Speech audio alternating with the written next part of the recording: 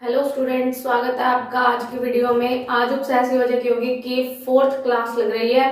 इससे पहले वाली क्लासेस में हमने क्या किया था, दाता परमाणु के संख्या के आधार पर लिगैंडों का वर्गीकरण पढ़ा था, जिसमें मैंने कहा था कि आपको सब कुछ याद रखना है कि कौन सा लिगैंड है, उस पर कितना चार्ज है, उसका कितना क्या नाम है, हमें ये सब कुछ पता होना चाहिए। वो कितने बंध बनाता है, एक उपसहसंयोजक बंध बनाता है या 2 बनाता है या 3 बनाता है, उसके आधार पर हमने क्या किया था, एक दंतुर, द्विदंतुर, त्रिदंतुर, चतुर्दंतुर, पंचदंतुर और षटदंतुर लिगैंड के बारे में अब तक पढ़ा था। तो उनको जब तक आप अच्छे से याद नहीं करेंगे तब तक आगे की हमारी वीडियो जो है आप लोगों को समझ नहीं आएगी। तो अगर आपने इस चैनल पर नए हैं, पहली बार वीडियो देख रहे हैं, तो पिछली 3 वीडियोस अच्छे से जाकर देख लीजिए। तो आज का जो हमारा टॉपिक है वो है उभयदंतुर लिगैंड, जो कि लिगैंडों के वर्गीकरण का लास्ट टॉपिक है, उभयदंतुर लिगैंड। तो क्या होता है उभयदंतुर? उभय यानी 2, उभय का मतलब ही 2 होता है। जैसे अपने बोलते हैं ना उभयधर्मी, जो दोनों प्रकार के नेचर दिखाए, अम्लीय भी क्षारीय भी। अपने कहते हैं उभयचर, यानी जो कहाँ रहे, जल में भी रहे, थल पे भी रहे। तो मतलब जब भी उभय आए तो वहां पे उसका मतलब क्या होता है, 2। तो हम क्या बोलेंगे कि जिसमें कितने 2 दाता परमाणु पाए जाते हैं। कितने दाता परमाणु पाए जाते हैं? 2 दाता परमाणु पाए जाते हैं, पर एक समय पर एक ही दाता परमाणु क्या करेगा, धातु के साथ उपसहसंयोजक बंध बनाने का कार्य करेगा। क्लियर? जिसमें 2 दाता परमाणु होते हैं परंतु एक समय में एक ही दाता परमाणु क्या करता है, धातु को अपने इलेक्ट्रॉन युग्म दान करता है और धातु के साथ क्या बनाता है, उपसहसंयोजक बंध। तो एक ही उपसहसंयोजक बंध बनेगा, हमें ये याद रखना है। क्लियर? जैसे एग्जाम्पल के तौर पे अगर मैं देखूं सीएन की जो स्ट्रक्चर होती है वो ऐसे होती है। इसके अंदर हमें दिखाई दे रहा है कितने दाता परमाणु है, 2 दाता परमाणु, एक सी है और एक क्या है, एन है। तो कहने को 2 दाता परमाणु है, पर एक टाइम में धातु को एक ही जना क्या करेगा, इलेक्ट्रॉन युग्म दान करेगा। अगर दान करने वाला कौन है, अगर दान करने वाला सी है तो इसे बोला जाता है साइनो। क्या बोला जाता है? इस लिगैंड को साइनो बोला जाता है। और अगर दान करने वाला कौन है, अगर दान करने वाला नाइट्रोजन है तो इसे क्या बोला जाएगा, फिर आइसोसाइनो बोला जाएगा। क्या बोला जाएगा? इसको आइसोसाइनो बोला जाएगा। तो अगर दाता परमाणु सी है तो साइनो, और अगर दाता परमाणु कौन है, एन है, तो इसे क्या कहा जाता है, आइसोसाइनो कहा जाता है। सेम इसी तरीके से नाइट्रो NO2 जो होता है ना, NO2 माइनस, अगर हम इसकी बात करें तो इसके अंदर क्या होता है, अगर हमारा दान करने वाला कौन है, नाइट्रोजन है, नाइट्रोजन होगा तो स्ट्रक्चर ऐसी बनेगी नाइट्रो की। ठीक है, नाइट्रो की स्ट्रक्चर ऐसे बनती है। अगर दान करने वाला नाइट्रोजन है तो इसे क्या बोला जाएगा, नाइट्रो बोला जाएगा। लेकिन अगर दान करने वाला कौन है, अगर दान करने वाला ऑक्सीजन है तो ऑक्सीजन होता है तो ये वाली स्ट्रक्चर होती है। क्लियर? अगर दान करने वाला कौन है, ऑक्सीजन है, तो उसे क्या बोला जाएगा, इसे बोला जाएगा नाइट्राइटो। क्या बोला जाएगा? इसको नाइट्राइटो बोला जाएगा। क्लियर? तो NO2 जो होता है, अगर हम उसके अंदर क्या करें, ध्यान रखना, अगर इस माइनस को चाहे तो हम सीधा ही याद रख सकते हैं इसको, कि अगर दान करने वाला जो है वो क्या है, यहाँ पर नाइट्रोजन होता है दाता परमाणु, तो इसे नाइट्रो बोला जाता है। और अगर क्या है, O होता है तो उसे क्या बोला जाता है, नाइट्राइटो बोला जाता है। क्लियर? ऐसे ही एक और होता है क्या, तो ये हमारे किसका हो गया, NO2 माइनस का हो गया, ये हमारे Cn माइनस का हो गया। एक और एग्जांपल देख लेते हैं, SCN माइनस। SCN माइनस के अंदर क्या होता है, अगर हमारा दाता परमाणु है सल्फर, कौन है, सल्फर, तो इसकी स्ट्रक्चर ऐसी होती है SC3 N। अगर हमारा दाता परमाणु सल्फर है तो इसे बोला जाता है थायोसाइनेटो। क्या बोला जाता है इसको, थायोसाइनेटो बोला जाता है। और अगर हमारा दान करने वाला कौन है, अगर हमारा दान करने वाला नाइट्रोजन है तो इसकी स्ट्रक्चर ऐसी बनेगी। क्लियर? क्योंकि सल्फर जो है हमें पता है कितने बंध बनाता है, 2 बंध बनाता है। ऑक्सीजन फैमिली का है, ऑक्सीजन 2 बंध बनाएगा तो सल्फर भी 2 बंध बनाएगा, कार्बन के 4 बंध पूरे हैं। तो ये है हमारा, इसे बोला जाता है आइसोथायोसाइनेटो। क्या बोला जाता है इसको? आइसोथायोसाइनेटो बोला जाता है। क्लियर हो गया? तो कुल मिलाकर ये एक क्या है, एक दंतुर की तरह ही व्यवहार करेगा। किसकी तरह व्यवहार करेगा? क्योंकि कुल मिलाकर उपसहसंयोजक बंध कितने बन रहे हैं? एक उपसहसंयोजक बंध बन रहा है। तो उभयदंतुर लिगैंड क्या है? जिनके अंदर 2 दाता परमाणु होते हैं, परंतु एक समय में एक ही दाता परमाणु क्या करता है? हमारा इलेक्ट्रॉन युग्म देने का कार्य करता है। किसको? धातु को। और उपसहसंयोजक बंध का निर्माण करता है। तो क्लियर हो गया ये? Cn में अगर C दाता परमाणु तो साइनो, अगर N दाता परमाणु तो आइसोसाइनो। NO2 माइनस में अगर दाता परमाणु कौन है? नाइट्रोजन, तो नाइट्राइटो। और अगर दाता परमाणु ऑक्सीजन है, सॉरी नाइट्रोजन तो नाइट्रो, और अगर ऑक्सीजन है तो क्या होगा? नाइट्राइटो होगा। अगर सल्फर है तो थायोसाइनेटो, और अगर नाइट्रोजन है तो आइसोथायोसाइनेटो। क्लियर हो गया? तो इस तरीके से आप सारे एग्जांपल्स याद रख सकते हैं। अब हमारा जो नेक्स्ट टॉपिक है, ये हमारे लिगेंडों का वर्गीकरण क्या हो चुका है? खत्म हो चुका है।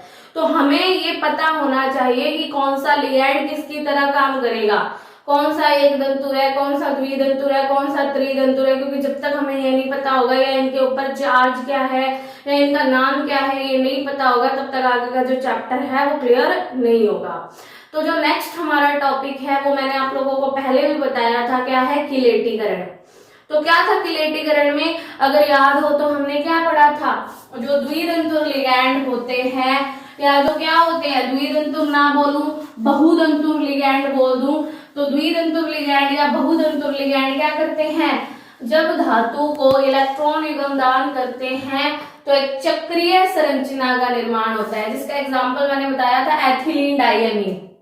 अगर मैं क्या करूं, मैं एक स्ट्रक्चर लिख दूं COEN की थ्राइस +3, तो क्या है? EN मैंने बताया था एथिलीन डाइअमीन की जो शॉर्ट फॉर्म है उसे हम क्या बोलते हैं? EN बोलते हैं। क्या होता है एथिलीन डाइअमीन?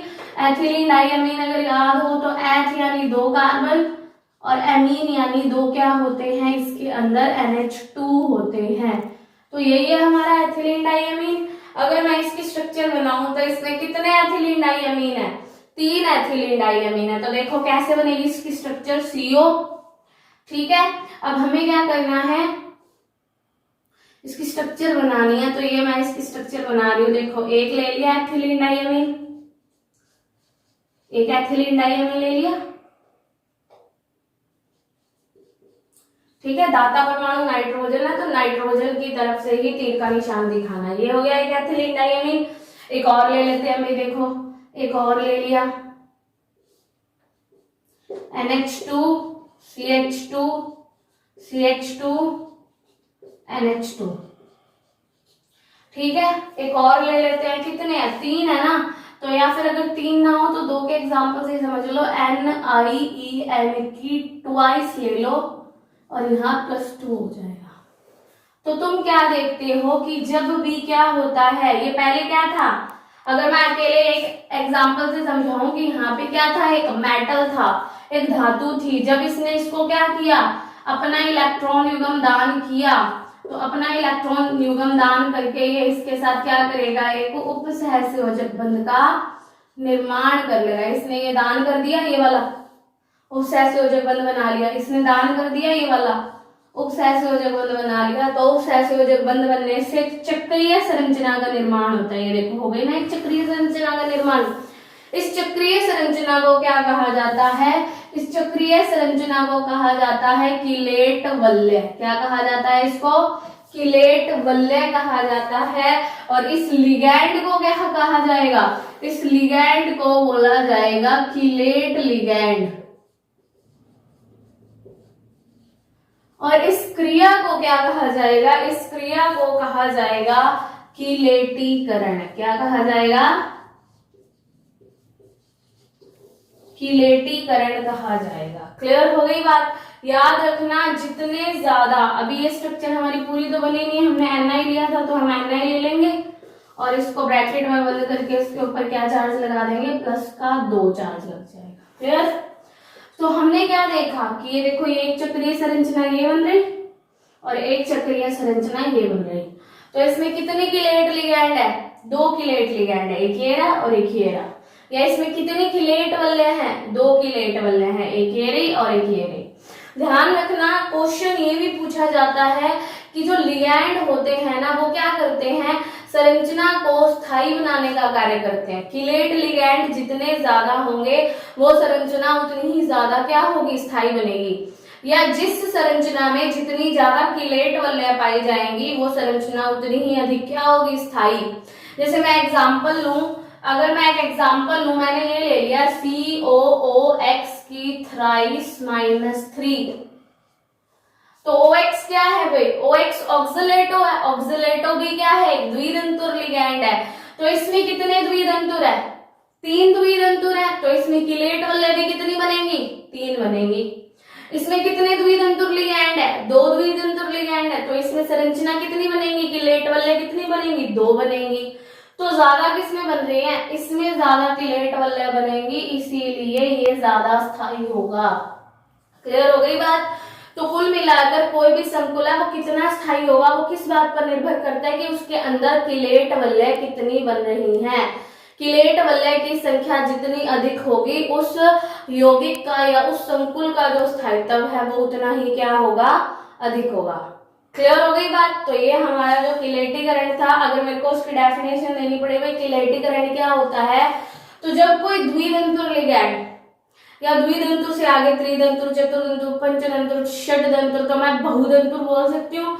तो जब कोई द्वितंतुर लिगैंड या फिर बहुतंतुर लिगैंड क्या करते हैं, धातु को अपना इलेक्ट्रॉन युग्म दान करते हैं, तो एक चक्रीय संरचना का निर्माण होता है और इस चक्रीय संरचना को क्या कहा जाता है, किलेट वलय कहा जाता है। इस लिगैंड को क्या कहा जाता है, किलेट लिगैंड कहा जाता है।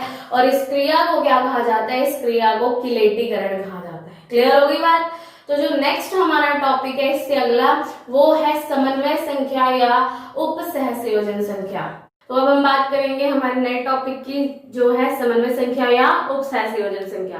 तो समन्वय संख्या या उपसहसंयोजन संख्या का क्या मतलब है कि कोई भी लिगैंड जो है, हम ये देखेंगे पूछी क्या जाती है, धातु की समन्वय संख्या पूछी जाती है कि बताइए इस संकुल में धातु की समन्वय संख्या क्या है या कितनी है। तो याद रखना वहां पे हमें क्या गिनना है, उपसहसंयोजक बंध गिनने हैं कि वो धातु उस टाइम कितने उपसहसंयोजक बंधों से घिरी हुई है।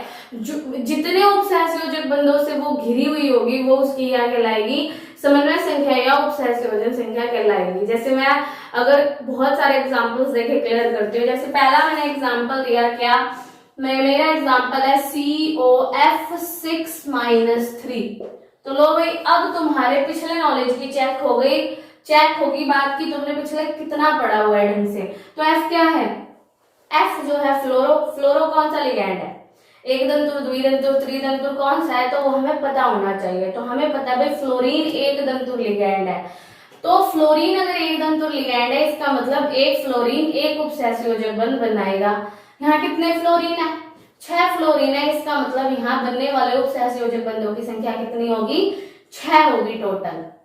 तो इसीलिए अगर हमसे कोई पूछे भाई कोबाल्ट की समन्वय संख्या या उपसहसंयोजन संख्या कितनी है, तो कोबाल्ट की यहाँ उपसहसंयोजन संख्या क्या है, कोबाल्ट की समन्वय संख्या यहाँ पर 3 है, सॉरी 6 है। कितनी है, 6 है। क्लियर? अब मैं एक और एग्जांपल देती हूँ, जैसे मैंने एग्जांपल के तौर पर बोला NiCN4-2। अब पूछा जाएगा बताओ निकल की समन्वय संख्या कितनी है, तो Cn क्या है, Cn साइनो, ठीक है, याद है साइनो होता है। या ये मान लो अगर तुम्हें ऐसे याद ना हो तो Cn तुम्हें पता है, अगर मैं बता के गई हूँ जस्ट क्या कि ये एक उभयदंतुर लिगैंड है।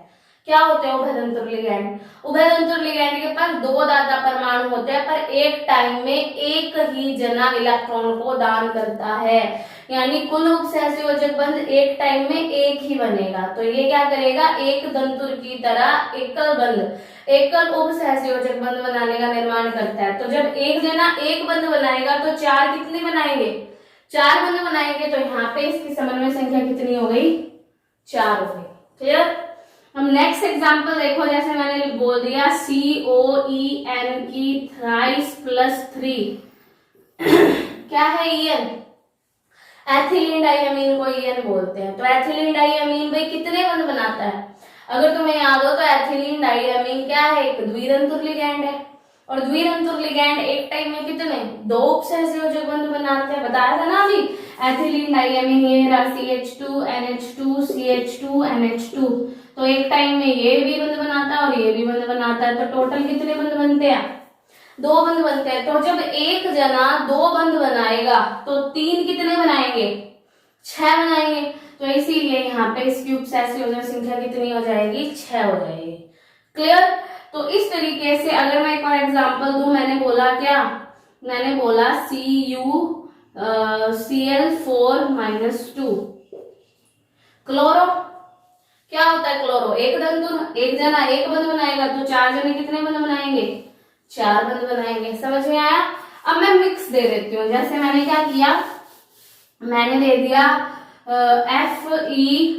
FeH2O की थ्राइस, ठीक है, NO2Br2 यहां दे दिया मैंने, और इस पर टोटल चार्ज हो गया उदासीन है।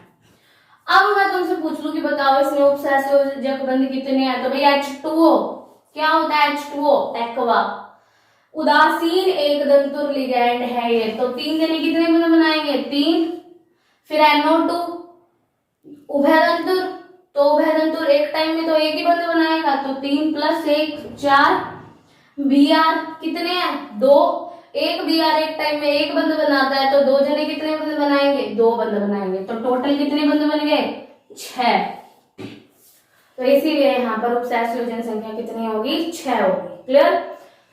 अगर मैं पूछूं EDTA-4 की समन्वय संख्या कितनी होती है, मतलब अगर EDTA-4 लिगैंड का काम करेगा तो धातु की समन्वय संख्या कितनी होगी। तो EDTA-4 क्या है भाई, षट्दंतुर लिगैंड है, याद है, एथिलीन डाइअमीन, और यहाँ 4 है तो यहाँ T को रिप्रेजेंट करेगा, टेट्रा को, 4 यानी टेट्रा। तो एथिलीन डाइअमीन टेट्रा एसिटेट आयन, तो ये जो है एक षट्दंतुर लिगैंड है। तो इस जब ये बंध बनाएगा तो कितने बंध बनेंगे, 6 उपसहसंयोजक बंध बनेंगे। तो एग्जांपल्स बुक में से जितने भी बुक के अंदर क्या है, हमारे एग्जांपल्स दिए हुए हैं ना, सबके अंदर ट्राई करके देखो भाई किसमें कितने उपसहसंयोजक बंध है, ठीक है।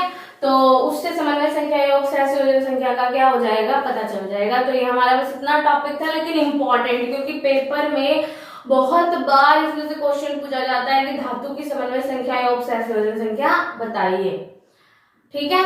अब जो नेक्स्ट हमारा टॉपिक है वो है क्या, उस टॉपिक का नाम है होमोलैक्टिक संकुल और हेट्रोलैक्टिक संकुल। होमोलैक्टिक को हिंदी में बोलते हैं समचक्रीय, वैसे हमारी बुक के अंदर जो नाम है वो इंग्लिश में ही है होमोलैक्टिक, तो इसीलिए हमें दोनों ही याद रखने हैं, होमो यानी सम और हेट्रो यानी विषम। क्लियर। तो अब हमें क्या करना है, हमसे पूछा जाता है, ऐसे संकुल दे देगा 5-6 और पूछेगा कि होमोलैक्टिक संकुल और हेट्रोलैक्टिक संकुल को पहचानो।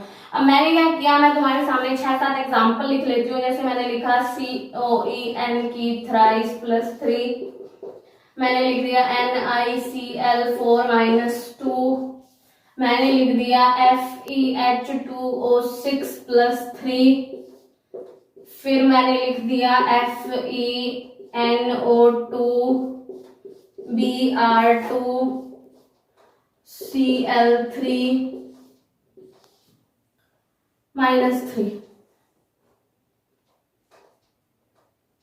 या ब्रैकेट लगाने की जरूरत ही नहीं है, यहाँ Br2 हो जाएगा और यहाँ Cl3 हो जाएगा। क्लियर। और मैंने जैसे लिख दिया NiH2O की ट्वाइस Cl2, और मैंने लिख दिया FeCN6-4। तो ये मैंने एग्जांपल्स लिख दिए। तो देखो होता क्या है होमोलैप्टिक और हेट्रोलैप्टिक। तो अगर किसी संकुल में केवल और केवल एक ही प्रकार के लिगैंड पाए जाते हैं, एक ही टाइप का लिगैंड पाया जाएगा, वो तो होंगे होमोलैप्टिक संकुल। और जिसमें एक से ज्यादा टाइप के लिगैंड आ जाएंगे उन्हें क्या बोला जाएगा, हेट्रोलैप्टिक संकुल बोला जाएगा। जैसे अगर मैं बात करूं इसकी, तो इसमें सिर्फ एक ही टाइप का लिगैंड है, कौन सा, एथिलीन डाइअमीन। एक ही टाइप का है, कितने हैं, 3 है। संख्या से मतलब नहीं है, हमें सिर्फ ये देखना है कि एक ही टाइप का लिगैंड है तो होमो, एक से ज्यादा टाइप के हैं तो हेट्रो। तो इसमें धातु के साथ एक ही टाइप का लिगैंड जुड़ा हुआ है, तो ये कौन सा है, ये होमो है, होमोलैप्टिक संकुल। क्लियर।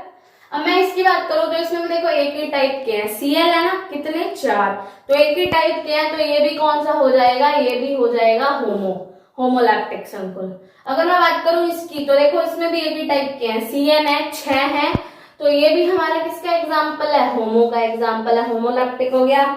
अब अगर मैं बात करूं इसकी, तो देखो इसमें एक से ज्यादा टाइप के लिगैंड आ गए, क्यों, H2O 2 है, Cl 2 है, तो जिसमें एक से ज्यादा टाइप के लिगैंड आ जाते हैं वो कौन सा होता है, हेट्रोलैप्टिक है, तो ये हमारा हेट्रोलैप्टिक संकुल हो गया। क्लियर।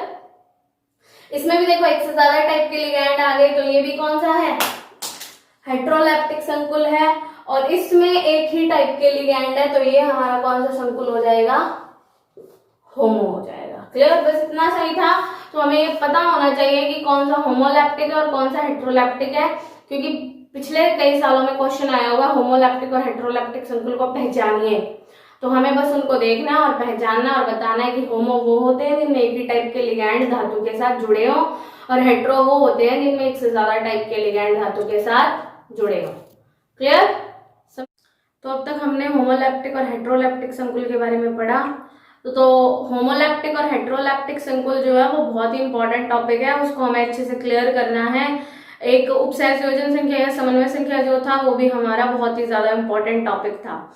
तो नेक्स्ट टॉपिक है हमारा, मतलब अभी ये छोटी छोटी डेफिनेशंस चल रही हैं, इनको हमें अच्छे से क्लियर कर लेना है, क्योंकि इन्हीं से हमारा आगे का चैप्टर धीरे धीरे मजबूत होता चला जाएगा। तो हमारा जो नेक्स्ट टॉपिक है वो है समन्वय मंडल और आयनिक मंडल किसे कहते हैं। क्या चीज है समन्वय मंडल और क्या चीज है आयनिक मंडल। तो आप लोगों ने देखा होगा कि जब भी हम कोई संकुल लिखते हैं तो उसके अंदर क्या होता है, जैसे एग्जांपल के तौर पे मैंने लिखा K4FeCN6 लिख दिया।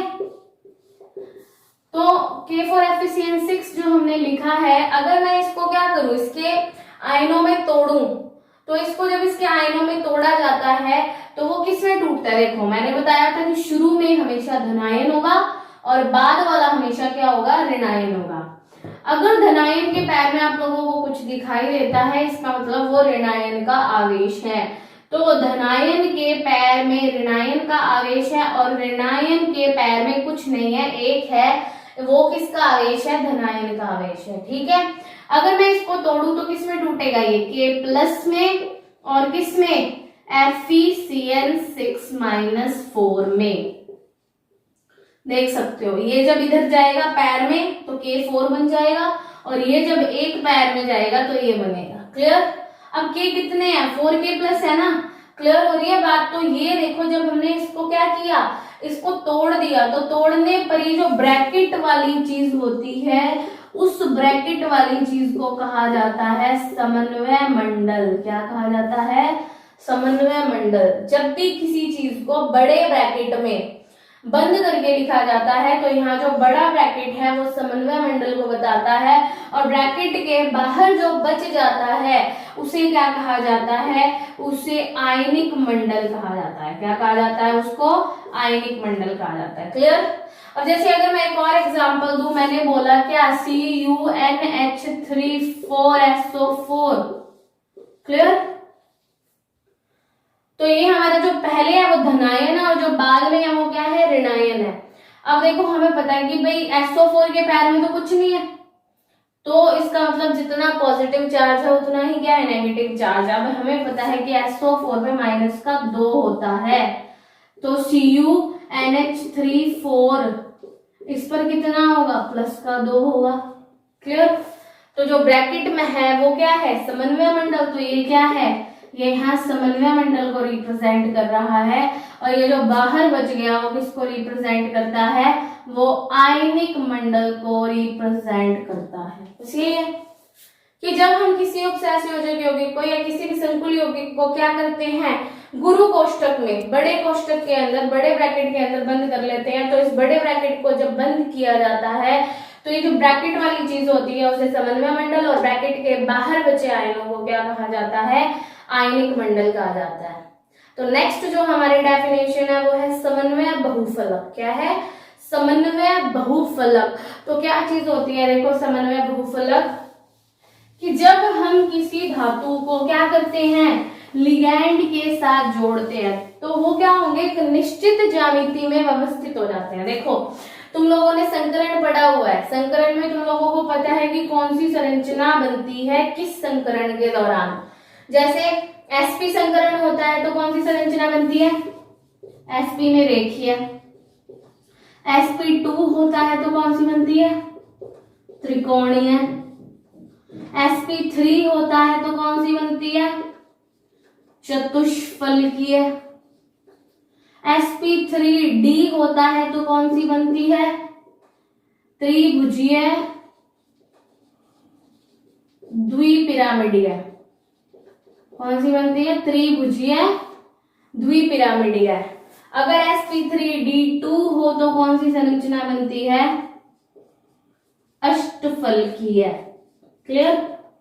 इसमें एक दो संकरण नए ऐड है, जैसे एक होता है dsp2। क्या होता है, dsp2। इस संकरण के अंदर संरचना बनती है कौन सी, वर्ग समतलीय। कौन सी संरचना बनती है, वर्ग समतलीय संरचना बनती है। अगर हमारा संकरण क्या है, dsp3 है, क्या है, dsp3 है, तो हमारी संरचना जो बनेगी वो बनेगी वर्ग पिरामिडीय। क्या बनेगी, वर्ग पिरामिडीय संरचना। अब कई लोगों के मन में सवाल आया होगा कि इन दोनों में डिफरेंस क्या है, sp3d और dsp3 में डिफरेंस क्या है, बहुत बड़ा डिफरेंस है। डिफरेंस ये है कि जब अगर हम बात करें कि dsp3 जो होता है उसमें d कक्षक कौन सा है, और जो sp3d है उसमें d कक्षक कौन सा है। अगर ये s4s है तो ये जो d होगा वो 3d होगा, मतलब एक अंदर वाला। क्लियर। इसीलिए हमने इसको अंदर की तरफ लिखा है, पहले लिखा है। क्लियर हो रही है बात, कि अगर ये वाला s कौन सा है, 4s है, तो ये वाला d कौन सा होगा, 3d होगा। और अगर ये s4s वाला है तो ये जो d होगा ना वो 4d होगा। इसका मतलब जबकि d इधर लिखा जाए, इधर की तरफ, तो इनके जो कोश होते हैं वो क्या होते हैं, सेम होते हैं। और जब क्या किया जाता है, d को अंदर की तरफ लिखा जाता है तो इसमें जो कोश होता है वो सेम नहीं होता, एक कम होता है। मतलब इसमें आंतरिक कोश इस्तेमाल किया गया है, इसमें कौन सा, आंतरिक d कक्षक इस्तेमाल किया गया है, और इसमें कौन सा, इसमें बाह्य d कक्षक इस्तेमाल किया गया है। डिफरेंस क्लियर हो गया। और ये क्यों इस्तेमाल होते हैं, कैसे होते हैं, वो हम बाद में पढ़ेंगे। तो है क्या समन्वय बहुफलक, समन्वय बहुफलक के अंदर जब क्या किया जाएगा, कोई संकुल बनाया जाएगा। जैसे मैंने क्या किया, मैंने एक संकुल ले लिया ML4। M यहाँ क्या है, M यहाँ मेटल है यानी कि धातु है, और L यहाँ क्या है, L यहाँ लिगैंड है।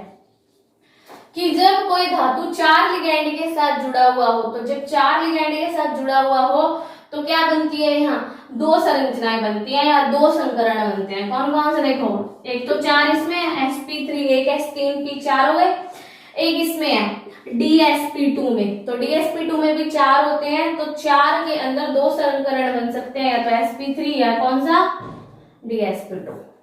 अगर हमारा संकरण dsp2 है तो हमारी संरचना कौन सी बनेगी भाई, वर्ग समतलीय संरचना। कौन सी संरचना बनेगी, वर्ग समतलीय। और वर्ग समतलीय ऐसी होती है, एक वर्ग, बीच में मेटल, और कोनों पर क्या होते हैं, 4 लिगैंड होते हैं। तो ये हमारी कौन सी संरचना है, ये हमारी वर्ग समतलीय संरचना है।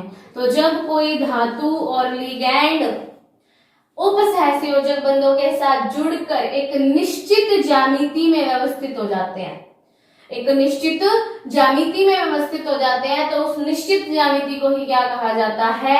समन्वय बहुफलक कहा जाता है। क्या कहा जाता है? समन्वय बहुफलक कहा जाता है। क्लियर? अगर हमारा संकरण sp3 है तो हमने पढ़ा sp3 में कौन सी संरचना होती है भाई? चतुष्फलकीय। तो चतुष्फलकीय संरचना हमें पता है ऐसे ही होती है, दो पास में और एक क्या होता है? थोड़ा सा दूर। क्लियर? ये हमारी बन जाएगी चतुष्फलकीय संरचना। अगर हम बात करें कि लिगैंड कितने हैं, 4 की जगह 5 है। कितने हैं? 5 है। तो 4 में अब तक हमने क्या पढ़ा? 4 में हमने पढ़ा एक तो संकरण होता है कौन सा? DsP2 संकरण, और एक संकरण होता है कौन सा? sp3 संकरण। sp3 संकरण में संरचना बनती है चतुष्फलकीय और DsP2 में बनती है वर्ग समतलीय। क्लियर? अगर हम 4 की जगह कितने लिगैंड ले लेते हैं? 5 लिगैंड ले लेते हैं। कितने लिगैंड? 5 लिगैंड ले लेते हैं, तब भी हमारे 2 संकरण बनेंगे, 2 स्ट्रक्चर्स बनेंगी। तो एक संकरण तो बनेगा हमारा sp3d, 5 हो गए, और एक हमारा बनेगा dsp3। क्लियर? तो अब देखो, जब हमारा sp3d होता है तो हमारी संरचना बनती है त्रिभुजीय द्विपिरामिडीय, जो ऐसी होती है। त्रिभुज बना लिया, त्रिभुज के 3 कोनों पर लिगैंड पाए जाएंगे, एक ऊपर पाया जाएगा, एक नीचे पाया जाएगा। तो ये बन जाएगी कौन सी संरचना? त्रिभुजीय द्विपिरामिडीय संरचना। ठीक है? अब ये हमारा कब होगा? जब sp3d संकरण होगा। क्लियर? इसका क्या नाम है? इसका नाम है त्रिभुजीय द्विपिरामिडीय। अगर मैं बात करूं नेक्स्ट संकरण की, वो कौन सा है? dsp3, उसमें कौन सी संरचना बनती है? वर्ग पिरामिडीय। तो पहले एक वर्ग बना लो और उसके बाद क्या करना है हमें? पहले इसके 4 कोनों पर, अब या तो ऊपर की तरफ तीर लगा दो या नीचे की तरफ, एक ही जगह लगानी है। तो ये हमारी संरचना बन जाएगी कौन सी? वर्ग पिरामिडीय संरचना। क्लियर? और ये संकरण कौन सा है? dsp3 संकरण। अगर हम बात करें कितने? 6 लिगैंड की, तो 6 लिगैंड में भी 2 बनते हैं, या तो बनेगा sp3d2 या बनेगा d2sp3। कौन सा बनेगा? d2sp3। अगर d2sp3 की बात करूं तो उसमें अंदर वाले d यूज किए गए हैं। अगर मैं sp3d2 की बात करूं तो उसमें बाहर वाले d यूज किए गए हैं। ये अंदर की तरफ लिखा है तो इसमें अंदर वाला d, इसमें बाहर वाला है d यूज किया जाएगा। क्लियर?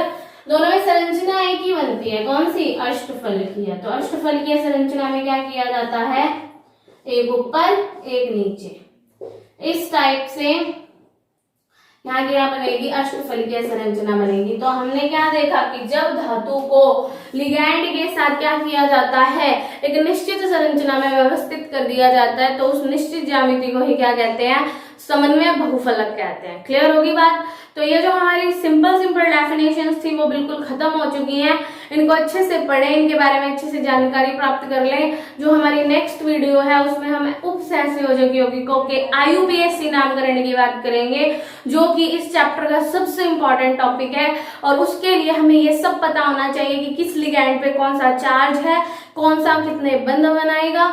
तो अच्छे से उसको पढ़ लेना। अब हम नेक्स्ट वीडियो में मिलेंगे। अगर आप लोगों को वीडियो पसंद आई हो तो वीडियो को लाइक करें, इस चैनल को सब्सक्राइब जरूर करें और इस वीडियो को ज्यादा से ज्यादा शेयर करें।